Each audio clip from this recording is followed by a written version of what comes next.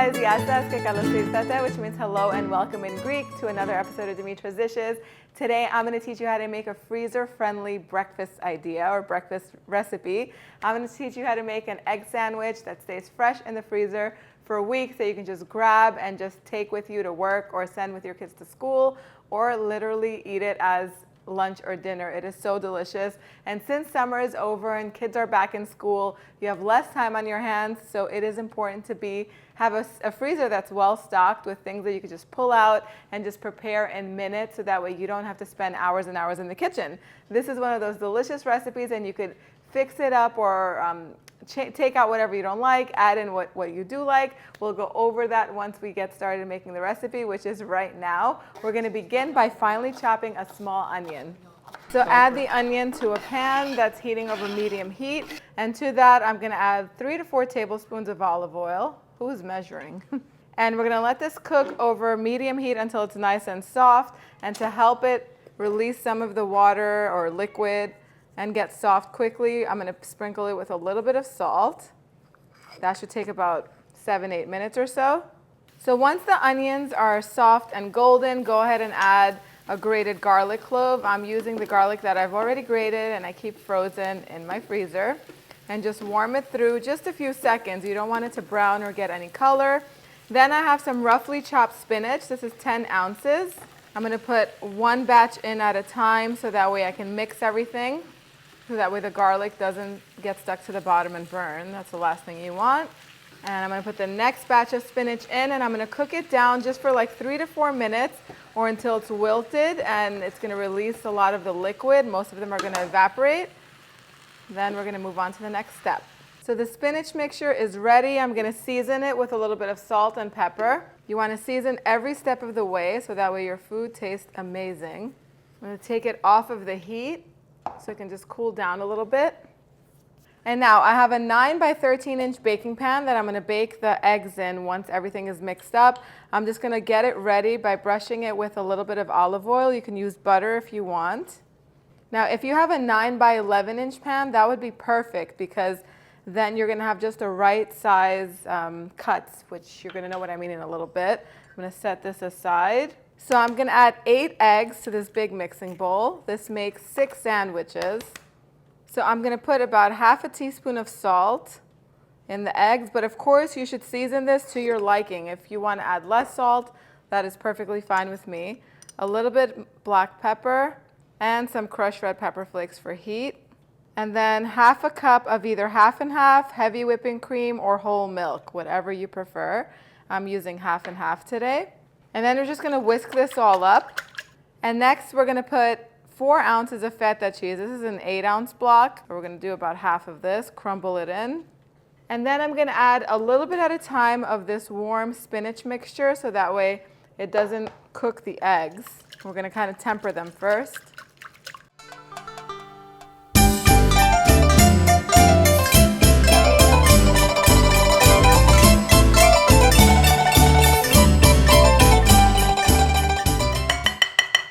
And the egg mixture is ready. We're going to transfer it into the baking pan. So you can definitely add more veggies to this. You could do some eggplant or even mushrooms, which is not really a veggie, but you could do some mushrooms in here as well as zucchini and bell peppers. Any of your favorite veggies, you can saute them and add them in here and do as much or as little as you want. Your oven should be preheated to 375 degrees Fahrenheit. Then go ahead and bake it in the center rack until this is fully cooked. It's going to take between 25 to 30 minutes. You'll know it's ready when a toothpick that's inserted into the center comes out clean. You don't want to overcook this, but definitely don't want to undercook it either. I'll show you what it looks like as soon as it's done. So basically what we baked in the oven is a frittata, and it took exactly 27 minutes in my oven to bake. That's how much it takes every single time, but every oven varies, the temperature varies, the heat varies, all of that. So it's ready now. Now, ideally what you want to do is let it sit and cool down to room temperature, so that way it's going to be very easy. It's going to practically release from the pan. It won't be stuck. So let it cool down, but I don't have time for that, so I'm going to go ahead and assemble the sandwiches right now.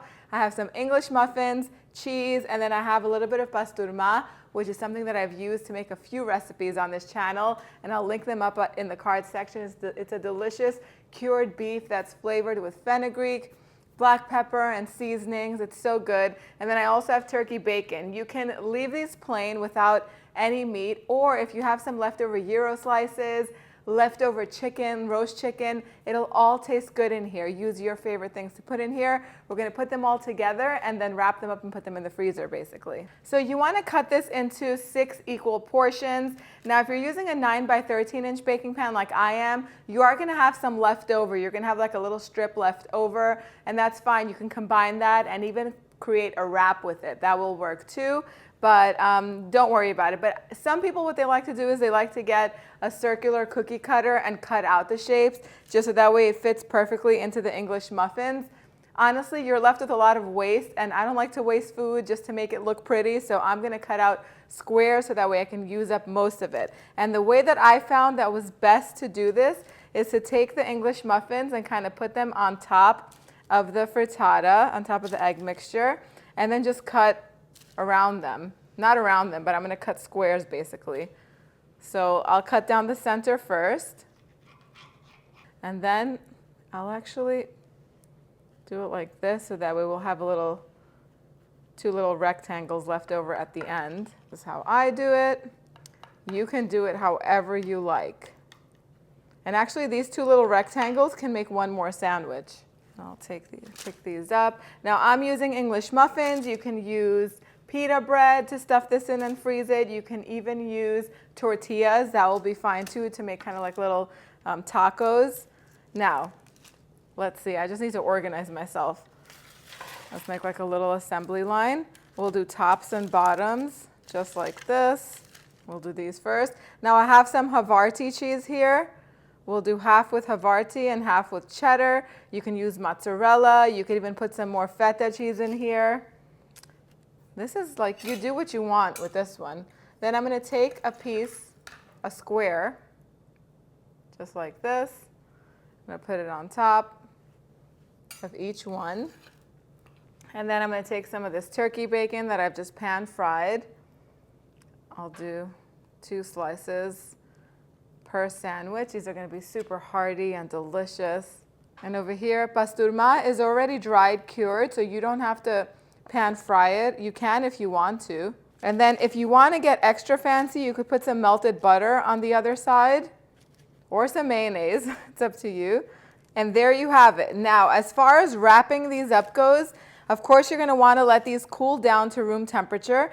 Now there you have it. These are ready to go. Now as far as wrapping them goes, once they're frozen, you can't really tell what's what as far as the fillings are concerned, like if there's turkey bacon or pasturma or gyro, whatever you're using. So I recommend that you wrap these in parchment paper, and then you could write on the parchment paper what's in each one if that really matters, if you have picky eaters in your house.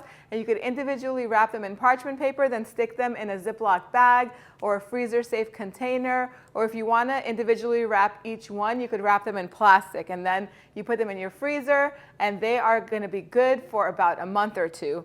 I mean, they do not last that long in this house, let me tell you. These are great to take along to picnics with you, or to long car rides if you're going on a car trip, a road trip, that's what it's called. Or if you're going to school and you want to grab something really quick, or for a nice quick lunch or dinner. These are so flavorful, so delicious, and they go amazing with tzatziki sauce. I'm going to get one of these ready, not from the freezer. Okay, so if you're putting them from the freezer straight into the oven, you're just going to want to put them in the oven while the oven is preheating. Set it to 400 degrees Fahrenheit. Wrap them in foil and let them bake for about 20-25 minutes. Some people like to microwave things. I don't microwave it, so I really don't know how long it'll take in the microwave. As long as it takes for you to microwave something that's frozen, beats me, because I'm not a fan of microwaving food and then eating it. I can microwave a drink, but microwaving food, I don't do that. Like I said, you can make these just as is for a nice party, because this is good for a birthday party. It's really good for everything. I'm going to toast this one right here, and I'll show you what it looks like once it's ready. So I warmed one up with the Pasturma and the Havarti combination, and let's see how it is. It looks really juicy on the inside, and the cheese is all melted. I put mine in a panini grill, and it takes about 2 to 3 minutes for it to toast, but you can definitely do this in the oven. Put it in the oven at 400 for 5 minutes if it's not already frozen, and it's ready in no time. Time to take a bite. Combination is just amazing. The cheese is perfectly melted. The frittata is so juicy, it's not dry at all, and that definitely has to do with that spinach that's in there, the creamy feta cheese. The pasturma adds the perfect amount of richness, I guess, because it has that fenugreek in it, the warm spices, and it's meaty and yet so flavorful and delicious. And of course, I love English muffins. I don't know about you guys. Use whatever bread you like, and definitely serve this with tzatziki sauce. You can get that recipe right over here. Thank you guys so much for spending time with me today. I'll see you all next time. Yes, us.